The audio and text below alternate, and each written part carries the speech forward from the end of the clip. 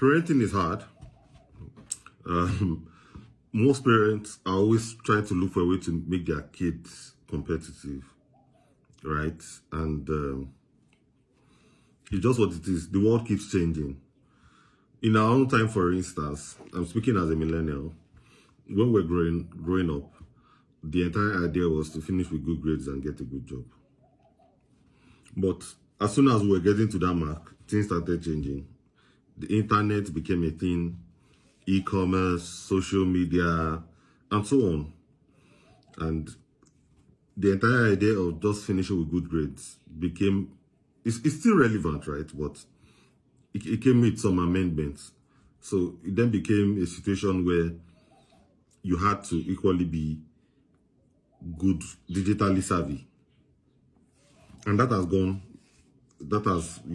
pretty much gone on for a while. And a lot of Gen Z's, Generation Alpha, are sort of what we call digital immigrants. And they're good with these platforms. They're the ones dominating TikTok today. What am I trying to say? There's always there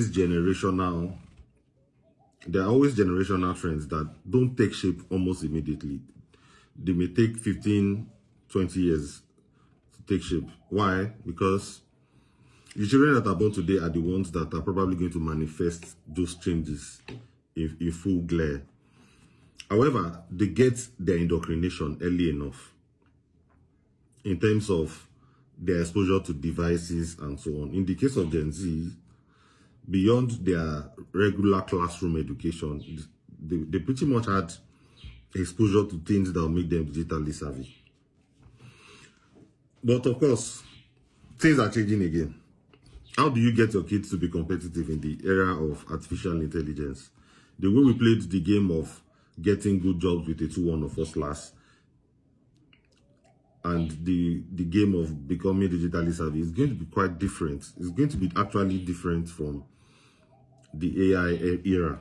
How do I mean? So how do you get your kids to be competitive in terms of the artificial intelligence era?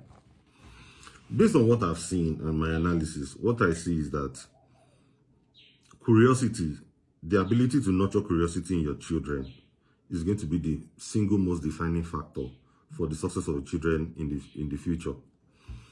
And when we talk about curiosity, let us deconstruct it in this context. Curiosity here is about giving them the ability to spot patterns and also encouraging them to ask good questions or to ask questions. Let's talk about spotting patterns. There's really no formula to spotting patterns. The entire idea is expose your children to a lot of material, things beyond their immediate environment. For instance, if they can get good reading habits in terms of literature and exposure to movies on science fiction and all things that take them beyond activities that typically happen within the four walls of their classrooms. It will help them spot patterns and connect things. In essence, it will help them with systems thinking and the ability to synthesize things.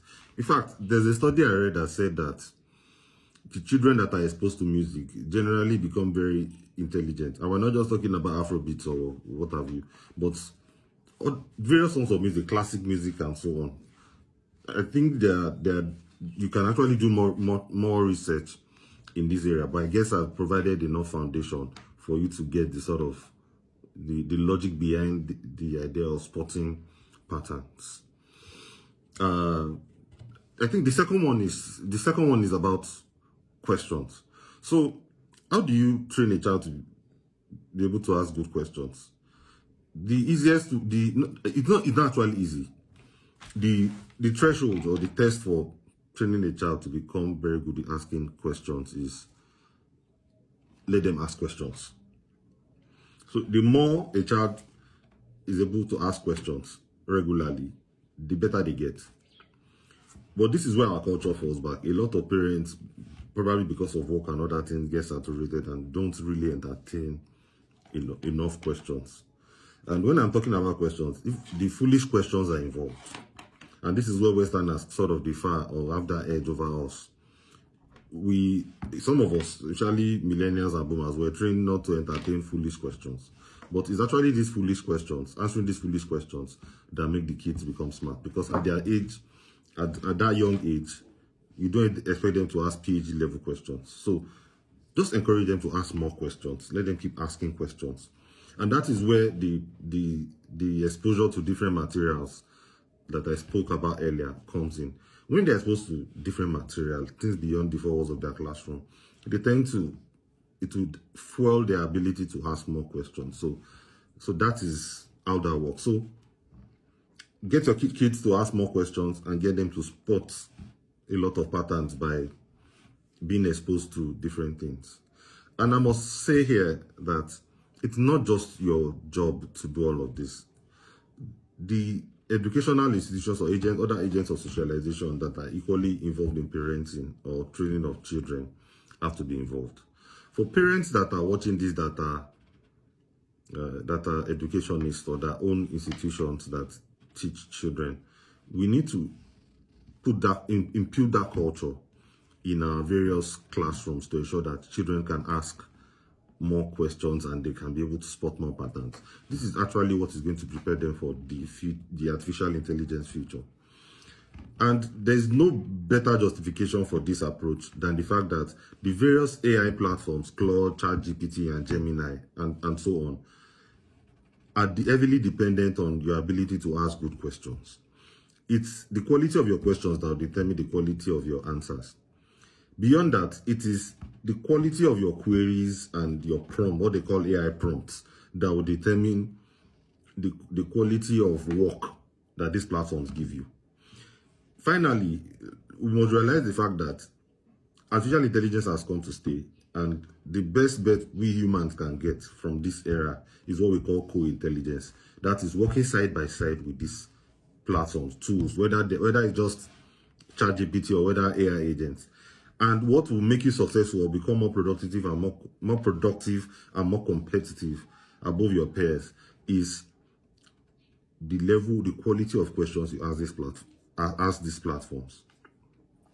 And there's no better time than now to train the kids of the future, the kids that would actually use these things in the future, right? We talk about leaders of tomorrow. So in this case, we're talking about people that are going to use AI in the future.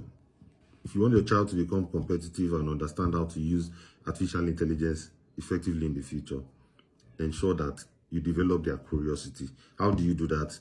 Get them to spot patterns, and get them to ask good questions. Thank you.